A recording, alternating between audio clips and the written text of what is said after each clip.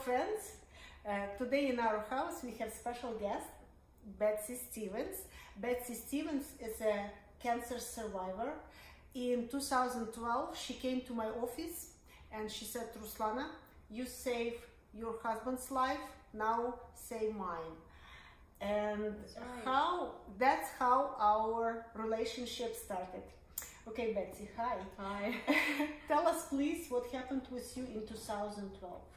2012, I think it was 12, I was showering and felt something on my back. So I went to the dermatologist and they did a biopsy, and then when I went back a couple days later, they told me I had to go to Moffitt, which is a cancer hospital in the state of Florida.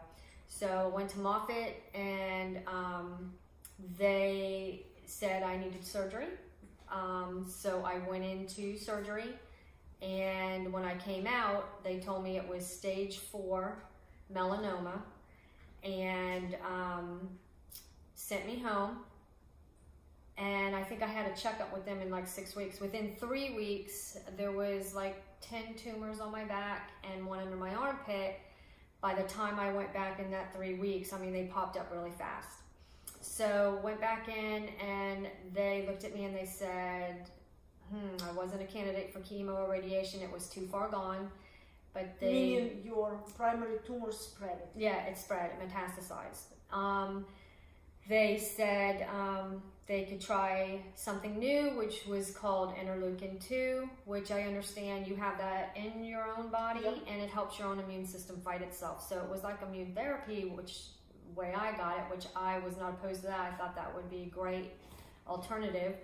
Because so, you didn't have alternatives. Actually. I didn't have one, yes, exactly. So I really had to fight. I went right home immediately when they told me that anyways, and got on the computer and started talking to friends and finding out what I can do to help save my life. And they actually told you when it spread so fast, like you have what life expectancy? 6 weeks. 6 weeks. 6 weeks. So I did do the interleukin-2. They actually put a port in that day. I never left Moffitt again. I stayed there a week. And interleukin-2, it's a 15-minute drip every 8 hours, and you do as many as you can for that week. And then they send you home a week to recover, and then they bring you back for another week of treatments, and you try to do as many as you can.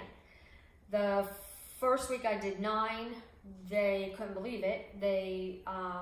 It's a difficult treatment, actually. It is very, I think I gained like 20 pounds in 48 hours, and but before I even started the treatment, I found a woman on the East Coast that helps cancer patients go through their treatments. And she's naturopathic, holistic. She's holistic, acupuncturist, doctor in acupuncture, very well known on the East Coast. She's not just a woman. And no, and actually she's well known everywhere now because I've turned her on to so many people all over the United States. But you have to call her, you have to tell her exactly what kind of cancer you have, and she mixes mushrooms. So she made you natural products made from mushrooms to help your body go through these treatments. To kill the cancer cells, help kill the cancer cells, and protein drink to help me stay strong through the treatments, because you don't want to eat, put it that way. Anyways, and a ginger pill to help with the stomach. Anyways, I never got sick.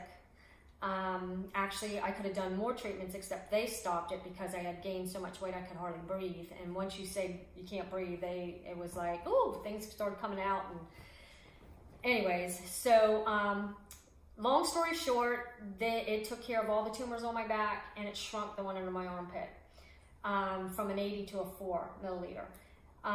They told me I had to have surgery to have that done. I was no longer a candidate for interleukin-2 anymore. I did 32 treatments of that, in and out of the hospital, PET scans, all that stuff. It was like a 2, 3, then 6 weeks, and about 12 weeks of treatment on and off. So anyways, then they said I would never be able to have that protocol again. So I went looking and found out natural things that kill cancer cells. So meaning you you run out of options because they said interleukin 2, you're done with that treatment, chemo, you are not candidate. Radiation, none of that. So nothing. You start researching for yourself. I what else can be done? Right, and I really couldn't talk to my doctor because even when I mentioned to him, doesn't sugar feed it, he said, well, he told me that wasn't necessarily true, and actually I never saw that doctor again. But first, when you just were diagnosed, you said you gave up sugar, dairy, and meat, right? Right. Well, at the same time I met the acupuncturist that helped me through the treatments, I met another doctor that's what he did. He was a scientist and he studied tumors in rats and knew what fed it and what killed the cancer cell. And what he said? The first 3 words out of his mouth when I went to see him was no red meat, no dairy, no sugar. Okay. So I went cold turkey on all 3. For 2 years I had no sugar, no dairy, no red meat.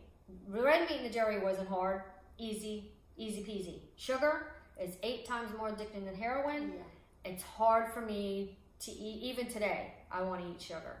But sugar, this is the most powerful element that feeds cancer, right? I had to alkaline my body. I found out about alkalining my body and how if you keep your body alkaline, cancer cells can't grow in an alkaline state. So I really had to change my diet completely, and that meant throwing everything out of my house. And I have a son who complained, he was in high school at the time, so it was like, oh, the only thing we have in here is seeds to eat. And but he's learned from me that his aches and pains, even though he's only 29 years old, he's learned that it's what you're eating, you know. It's food is very important. What you food put in is your so body. important, so important. Gluten, these GMOs, they're all Roundup ready. They have glyphosate in it. That's in Roundup. You cannot wash it off. It goes right into your food. You're eating it. It causes cancer. It causes all kinds of things. But what I had to do is when I started fighting for myself, I couldn't go onto a medical site. I had to go on a natural site, an organic site, something like that to help me, holistic, whatever, to help me. I had to find, I already knew you, but without her, I mean, the detox you have to do. You have to detox your body because you're taking in so many different chemicals and so much dirt that you have to, I detox probably every 3 months. Yeah. I detox my body. You detox very actively, probably first year. With you for the first 2 years, I got in an infrared sauna twice a week. I did the foot baths. I not just the eating clean and the detoxing. They can't. I'll tell you this: when I go back to Moffitt to see my doctor, they cannot believe I'm still alive. Period. I have people from all over the country that call me that want to know what I did. And you know, a lot of people, as soon as you say no red meat, no dairy, no sugar, it's like, I can't have cream in my coffee. No. You shouldn't be drinking coffee. It's acidic. You got to Google it. I Googled it. I printed out what foods are acidic, what foods are alkalining. I hung it on my refrigerator. I only ate those types of foods. That was the hardest thing, was to get my body alkaline. It took weeks to get my body alkaline. Yeah. How come that's so hard? Because it's fluctuated. It's like you ate a little piece of white or milk chocolate, your body will be acidic in 15 minutes. It's amazing. But to be on the alkaline side, you have to work very hard. Yeah. Very hard. And that's keeping pee strips by my bathroom toilet and checking 2 and 3 times a day. And I just ate lots of salads, vegetables. I didn't even eat fruit the first couple years because you told me no sugar. Not even honey. Betsy, I have a question. What would you say to people, because you are dealing with your cancer for last 8 years, what would you tell people who were just diagnosed with cancer, who just got these horrific words, you got a cancer? What would you be the best advice for them today? You to educate yourself. You really have to educate yourself. How about second, third opinion? Absolutely. I mean, I flew out to camp when they wanted to do the second surgery. I seen it on the commercials, Cancer Treatment Centers of America, and then when I was at a place to get, before you start chemo or anything, you have to go through a process of, is your body able to handle it? So I had to go for testing. Evaluation. And when I was there, the girl said, you know, my husband had a brain tumor, and he flew out to Cancer Treatment Centers of America, and I said, well, how much did that cost, you know? And she said, nothing. She said, if you have insurance and you're stage 3 and above, they take you right away. And when I tell you they did the plane flights, they picked us up at the airport, they took us to 5-star treatment. I mean, it was a 5-star treatment, and they're all about mind, body, and soul.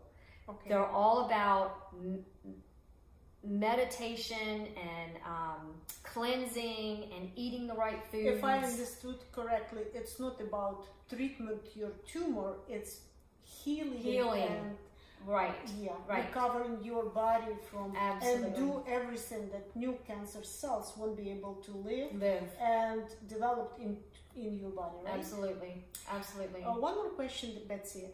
I know a lot of people when they got this diagnosis, when it's not fun, it's horrific diagnosis. They became very depressed. They became very emotional. How important is to stay calm, to keep your brain cold, and make a plan what to do and how to do it? It's very important. It's very important not to be